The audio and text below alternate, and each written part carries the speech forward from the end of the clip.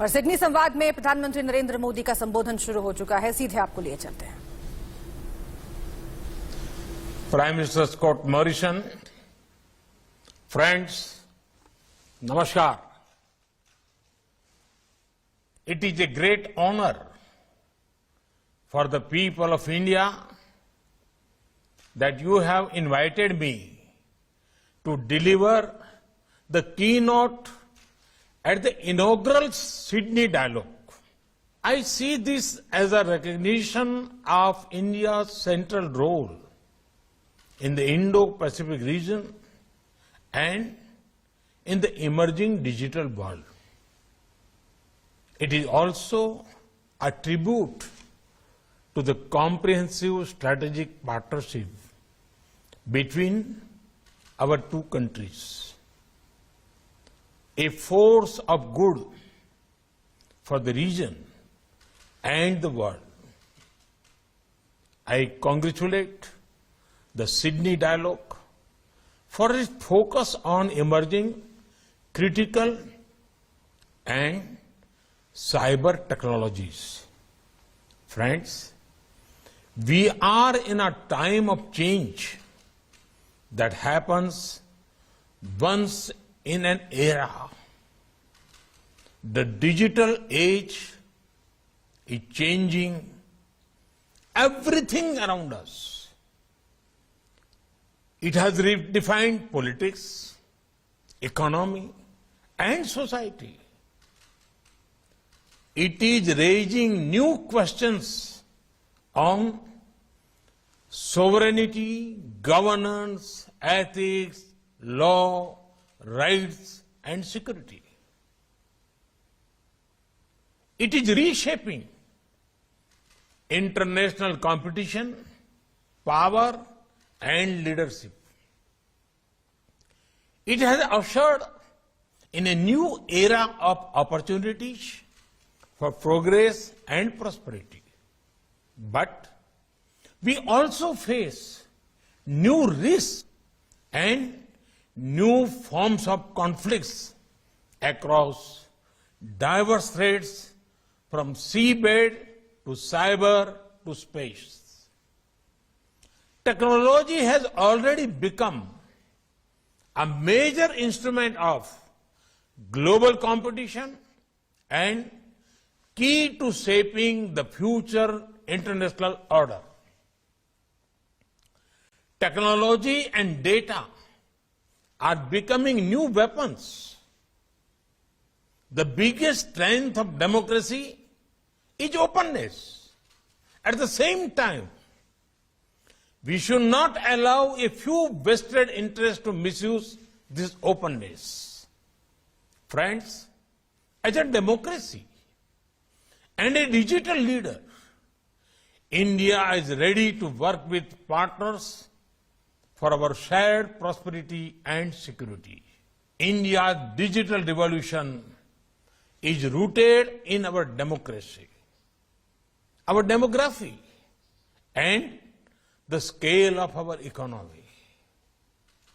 It is powered by enterprise and innovation of our youth. We are turning the challenges of the past into an opportunity to take a leap into the future. There are 5 important transitions taking place in India. 1, we are building the world's most extensive public information infrastructure. Over 1.3 billion Indians have a unique digital identity. We are on our way to connect 600,000 villages with broadband. We have built the world's most efficient payment infrastructure, the UPI. Over 800 million Indians use internet. 750 million are on smartphones. We are one of the largest consumer of data per capita and have one of the cheapest data in the world. 2, we are transforming the lives of the people by using digital technology for governance, inclusion, empowerment, connectivity, delivery of benefits and welfare. Everyone has heard of India's financial inclusion, banking, and digital payment revolution. Recently, we have used technology to deliver over 1.1 billion doses of vaccines across India's vast geography using Arogya Setu and CoWIN platforms. We are also building a national digital health mission for affordable and universal health care for our billion-plus people. Our One Nation, One Card will deliver benefits to the hundreds of millions of workers anywhere in the country. 3, India has the world's third largest and fastest growing startup ecosystem. New unicorns are coming up every few weeks. They are providing solutions to everything from health and education to national security. 4, India's industry and services sectors, even agriculture, are undergoing massive digital transformation. We are also using digital technology for clean energy transition, conversion of resources, and protection of biodiversity. 5, there is a large effort to prepare India for the future. We are investing in developing indigenous capabilities in telecom technology such as 5G and 6G. India is one of the leading nations in artificial intelligence and machine learning, especially in human-centered and ethical use of artificial intelligence. We are developing strong capabilities in cloud platforms and cloud computing.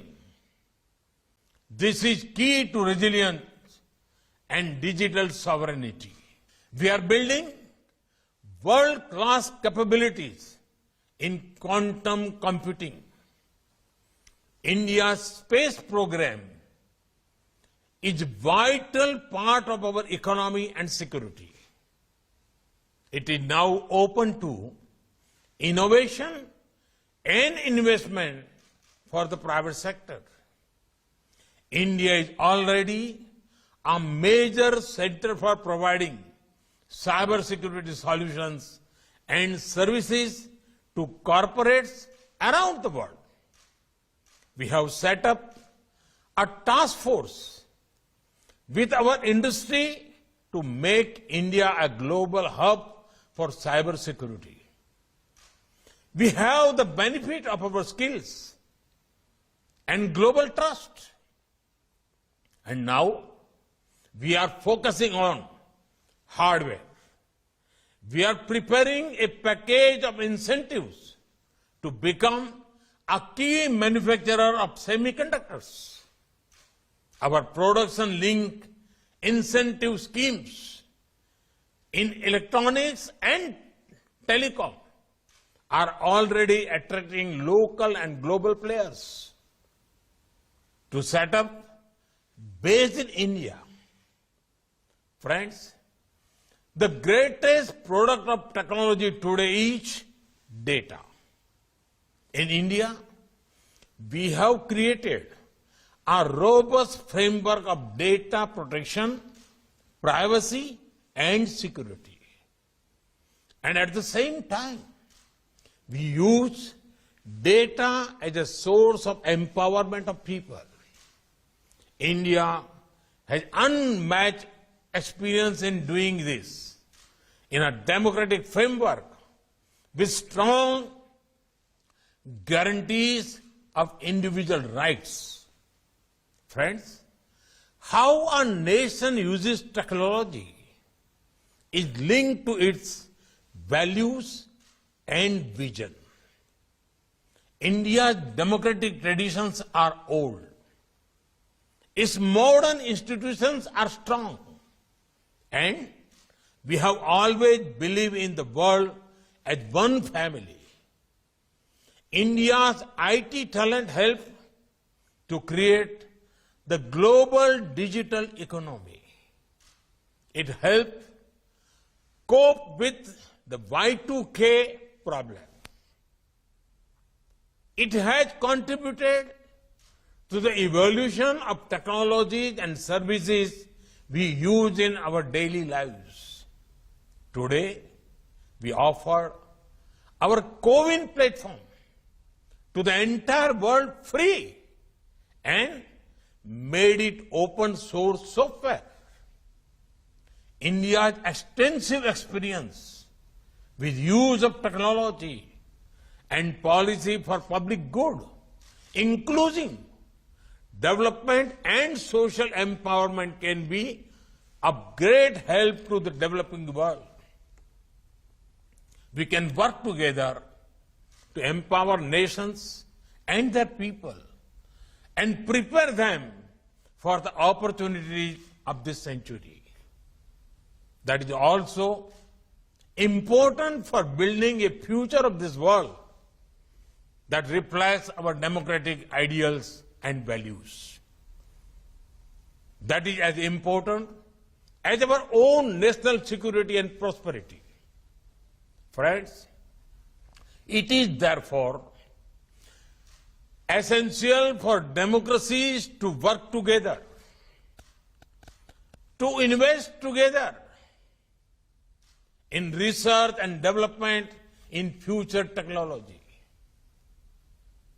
to develop trusted manufacturing base and trusted supply chains, to deepen intelligence and operational cooperation on cyber security, protect critical information infrastructure, to prevent manipulation of public opinions, to develop technical and governance standards and norms consisting with our democratic values, and to create standards and norms for data governance and for cross-border flow that protect and secure data.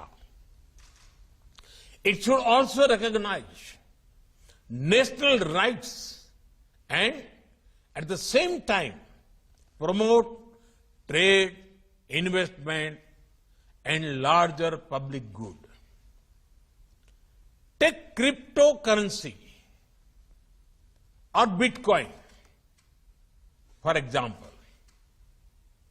It is important that all democratic nations work together on this and ensure it does not end up in wrong hands which can spoil our youth.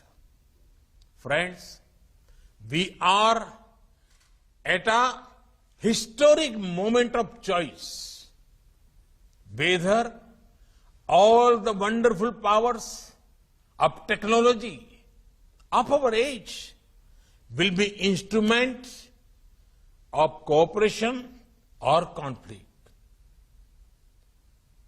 coercion or choice, domination or development, operation or opportunity.